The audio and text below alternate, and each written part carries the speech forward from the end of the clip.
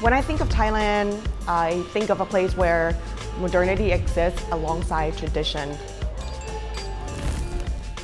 But behind that postcard image of a paradise is another reality. Instability, volatility, uncertainty. And in recent years, economic lethargy. There's not a lot of innovation in the economy. Thailand's GDP growth has been about 2% for a while now, while neighboring countries or peer economies are growing rapidly. Foreign investors have taken note, or more specifically, they've taken their money. Thailand looking to cut rates as growth falters. No catalyst for a reversal of Thailand's fortunes. That word, fortunes, isn't relatable to almost anyone outside Thailand's entrenched elite. According to the World Bank, Thailand has the highest level of income inequality among Asia-Pacific countries.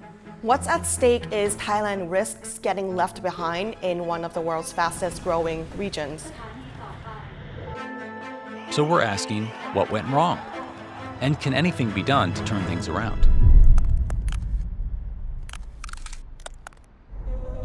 Sawadee-ka. Welcome to the White Lotus in Thailand. HBO's The White Lotus offered a high-profile glimpse of the experiences that make Thailand a draw for travelers. Tourism accounts for about a fifth of its economy. Thailand is quite reliant on tourism, more so than its peers in the region. Like those peers, the country's also a hub for manufacturing across multiple sectors.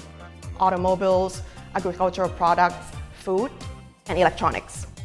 And it connects supply chain between China and the rest of Southeast Asia.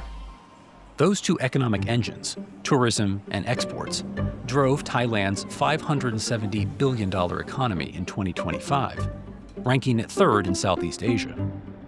But those same engines are showing signs of strain. And the White Lotus, sadly, did not include a single chart about this. Before COVID, Thailand was on track to reach 40 million foreign visitors a year. Then COVID hit, and tourism arrivals have never really gotten back to the numbers that we've seen before. On the manufacturing side, geopolitics has also been a drag.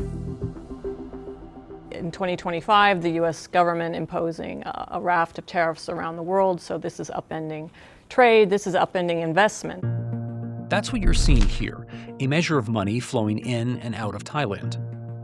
Since 2023, investors have been mostly pulling money away, and by late 2025, the outflow reached a record high. Here's the thing, though. COVID and tariffs affected everyone.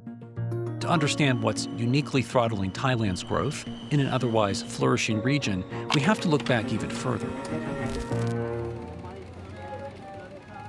Thailand saw rapid growth and industrialization in the 1960s, and it transformed from an agrarian, low-income country to a manufacturing powerhouse. The 1990s was the golden era of the Thai economy.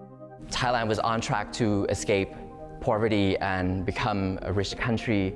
The economy was expanding at such a rapid pace, 8% to 9% a year.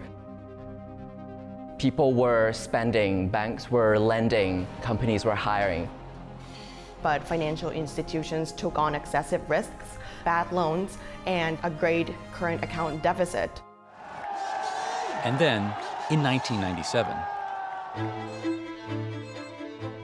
when the Asian financial crisis hit, speculators started attacking the baht, and the currency lost more than half of its value. Banks failed, businesses went bankrupt almost overnight, millions lost jobs. In the early 90s, Thailand's gross domestic product was growing at a healthy clip, around here. But the financial crisis left a deep scar, and growth has never returned to the same level. So why not? In the wake of the 1997 financial crisis, Thailand elected Thaksin Shinawatra as its prime minister. Thaksin's political rise is inseparable from his business success. As the founder of Thailand's largest mobile operator, he gained the wealth, visibility, and public profile that helped him connect with voters. He became the country's most popular and also most polarizing politician in decades. Growth of the Thai economy picked up under Thaksin's administration. But economic and political success made Thaksin powerful in the eyes of Thailand's old guard. The establishment that's made up of senior bureaucrats, business elites, judges has controlled the country's most powerful institutions since the country became a constitutional monarchy in 1932. They did not want a strong elected government that would clash with its interests. And that came to a boiling point in 2006.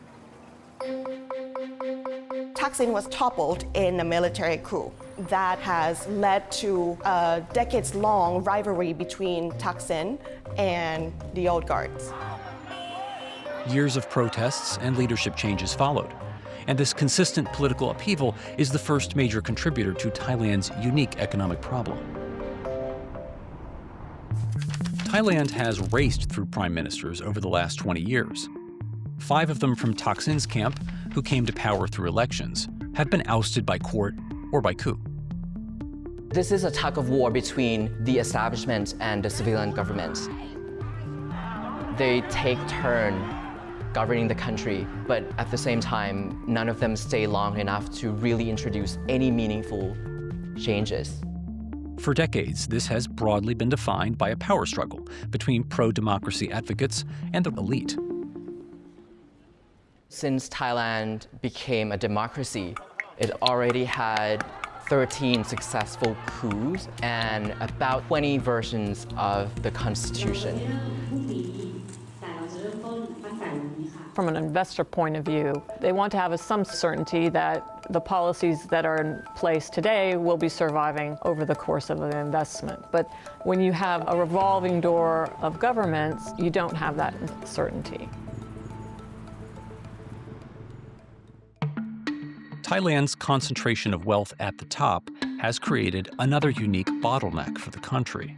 One of the world's highest income inequalities.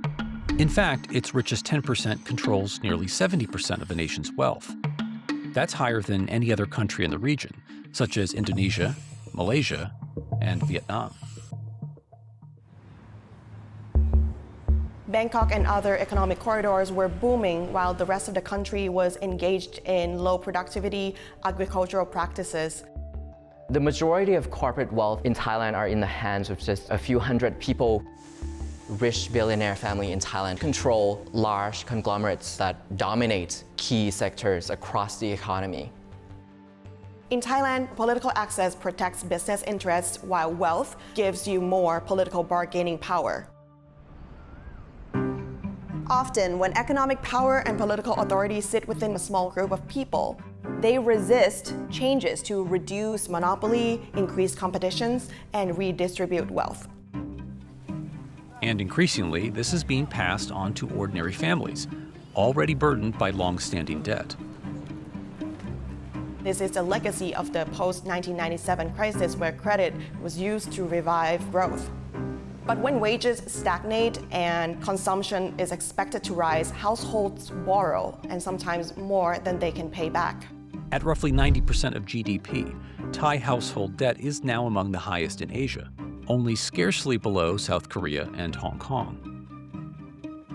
Now, when a huge chunk of a family's income goes toward interest payments, it's harder for them to spend on anything else, and that includes further education, bringing us neatly to the last stop on our tour of Thailand's unique economic bottlenecks: talent.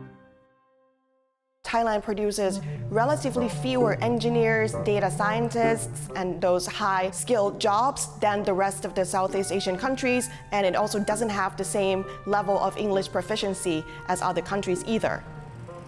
This is holding Thailand back, while countries in Southeast Asia are racing to attract AI and semiconductor investment.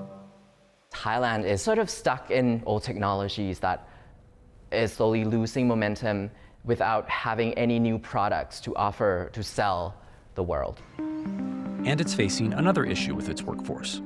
Thailand is aging faster than it is getting richer. So about the middle of the 2010s, Thailand's working age population, the growth in that cohort started to slow dramatically. And then from about 2019, actually the workforce started to shrink. And looking ahead, this decline is projected to keep accelerating for decades to come. If nothing changes by the 2030s and 2040s, the workforce could contract by around 1% each year.